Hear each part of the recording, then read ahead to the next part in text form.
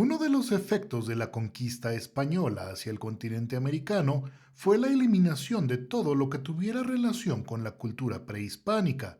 Se interpusieron nuevos dioses, se eliminaron las ciudades, se enterraron las pirámides como una forma simbólica de enterrar aquello que ha muerto. Además, se crearon nuevas iglesias sobre las pirámides ocultas.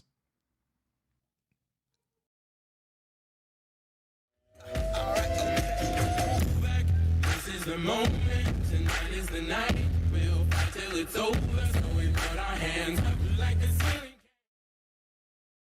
Las construcciones, objetos y códices que dan fe de la colonización ocurrida a manos de los españoles también nos cuentan acerca del sistema jurídico azteca. Nezahualcóyotl fue quien desarrolló un sistema jurídico eficaz, ordenó al territorio controlado por la Triple Alianza y creó 80 leyes que se agrupan en los cuatro consejos supremos, dentro de los cuales encontramos causas civiles y criminales, que se encargaban de castigar los delitos como la homosexualidad, la traición al Señor o al gobierno, el adulterio y el robo entre los delitos más importantes. El Consejo de Música y Ciencia, donde encontramos las leyes que regulaban a las artes, música, danza y ciencia. Curiosamente, este consejo también se encargaba de castigar a las brujas, hechiceros y sobre todo la superstición. El Consejo de Guerra estaba encargado de sancionar los actos contrarios a la disciplina y los asuntos militares. Finalmente, el Consejo de Hacienda aplicaba las leyes correspondientes a la cobranza y distribución de tributo. También era el encargado de aplicar la pena de muerte a quien cobraba a los súbditos y vasallos más de lo que debían pagar. Un dato interesante respecto del derecho familiar es que cuando una pareja quería contraer matrimonio, el hombre debía tener entre 20 y 22 años de edad y la mujer entre 10 y 18 años cumplidos. Los hombres debían casarse en edad apropiada y de no hacerlo se les cortaba el cabello y se les expulsaba del grupo de jóvenes, teniendo que mantenerse solteros y castos por el resto de su vida. En el caso de la nobleza estaba permitida la poligamia y se reconocía a la esposa principal, cuyo hijo gozaba de derecho preferente respecto de los hijos de las otras esposas. Se prohibía el matrimonio entre hermanos o parientes cercanos. El matrimonio podía ser temporal y se disolvía por sentencia judicial. Los bienes seguían perteneciendo a quien originalmente los dispuso para el matrimonio. En el caso de derecho de familia, el hijo desobediente podía ser convertido en esclavo, o también el padre podía ejercer este derecho sobre su hijo vendiéndolo para cubrir sus deudas, o también cuando fuera época de hambre.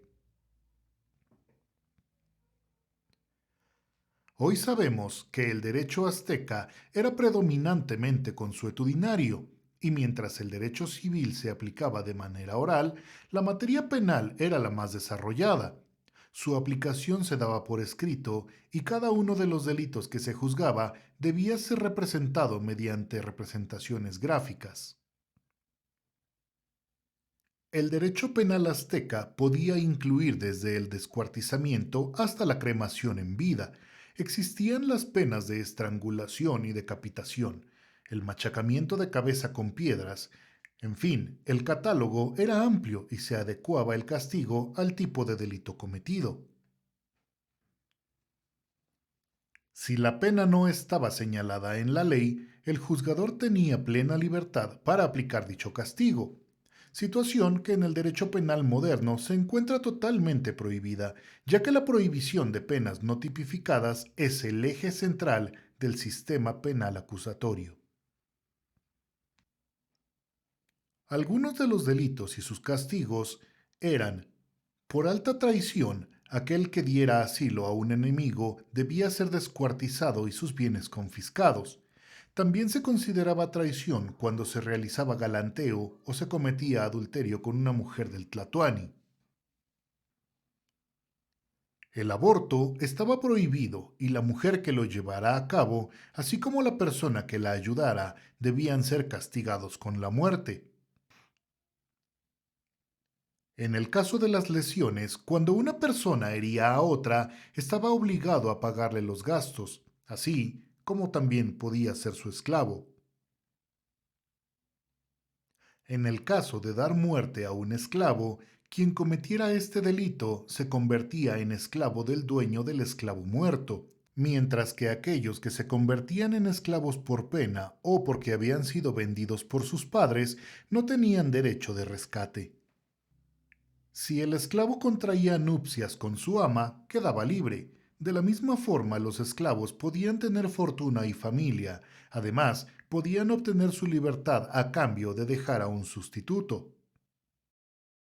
Sin embargo, este acto tenía una excepción, que es cuando el esclavo no había cubierto su deuda en el tiempo pactado, por lo que se invocaba la figura de derecho de rescate y podía dársele muerte.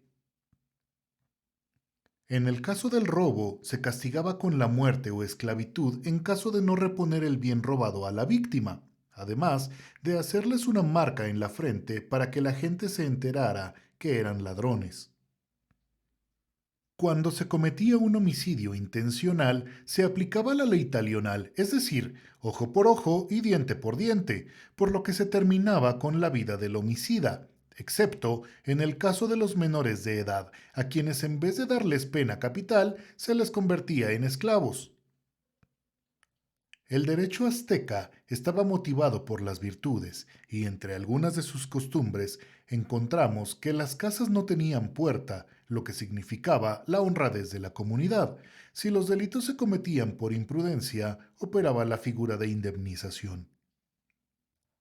Las ejecuciones en el derecho penal azteca eran inmediatas y para cumplimentarlas se implementaron medios como la hoguera, el degollamiento, el ahorcamiento, la lapidación, los azotes, los palos, el desgarramiento del cuerpo y el empalamiento. Cuando la pena de muerte no era aplicable, tenían castigos como la esclavitud, la mutilación, el destierro, la destrucción de la casa del sujeto que había cometido el delito y la pérdida de su empleo. Una pena simbólica en el derecho azteca era cortar el cabello al ras o chamuscarlo, porque ellos creían que en la cabeza residía uno de los principios anímicos del hombre, el tonali, que era otorgado por los dioses Ometecutli y Omecíhuatl y se fijaba al individuo días después de su nacimiento. Gobernaba su raciocinio, la conciencia, la voluntad y sobre todo su destino. Los aztecas afirmaban que el tonali entraba por la cabeza y que una de las funciones del cabello era evitar que abandonara el cuerpo, por lo que esta pena era de carácter psicológico y moral, ya que también se consideraba que el cabello y el uso de tocados era una forma de proclamar la autoridad de los aztecas. Gracias por llegar hasta el final de este video. Si te ha gustado, comparte y no olvides dejar tu like. Nos vemos la próxima.